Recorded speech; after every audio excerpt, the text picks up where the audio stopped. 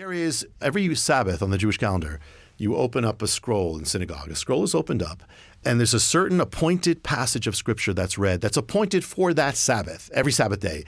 People don't know this, but there was actually an appointed Scripture that was to be opened and read on May 15th, 1948, which is the date that Israel came back into the world. Israel came back into the world on a Sabbath. And so what was the Scripture that was appointed from ancient times that was read all over the world that got from ancient times? The Scripture that people don't realize this is another mystery. That is the Scripture God says, I will raise up the fallen tabernacle of David. I will restore the captivity of my people. I will plant them again in their land, and no one shall uproot them. And they will rebuild, the land of Israel. And that was appointed for that day. It was read all over the world. People don't realize this. God is so much in control. So the Scripture does point to the day of the beginning of the return of the Jewish people. On that exact day, it was the Scripture that God appointed his prophetic word saying, I'm fulfilling this. I'm putting them back in the land, and nobody's going to take them out.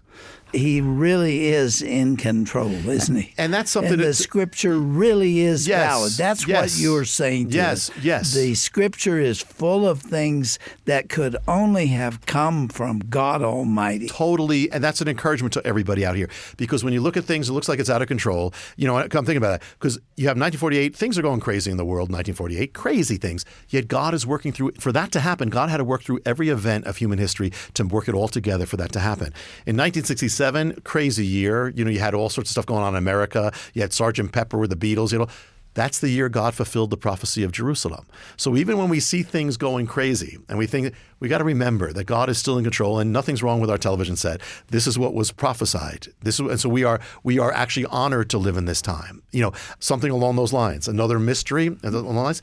You know, when God took Ezekiel into the valley of dry bones and said, you know, saw the bones, Son of Man, can these live? And all the bones start rising up and they become an army. And God says, that's Israel. I'm going to restore Israel. I'm going to bring them back to their land. I'm going to open up your graves and make you come alive.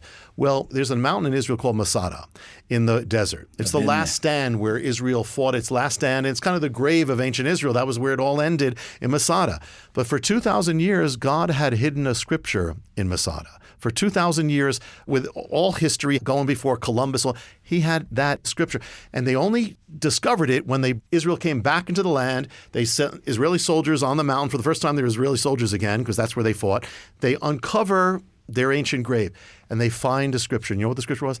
The Scripture that was hidden was, I will open your graves, my people, and I will bring you back to the land, and you shall again live before me. I will open your graves. 2,000 years, God saying, heaven and earth will pass away, but my word will not. Everything will change. That's from Ezekiel. That's Ezekiel 37. That's the valley of dry bones. Was hidden for 2,000 years. God was waiting, and he's very patient. He waited for 2,000 years to come back.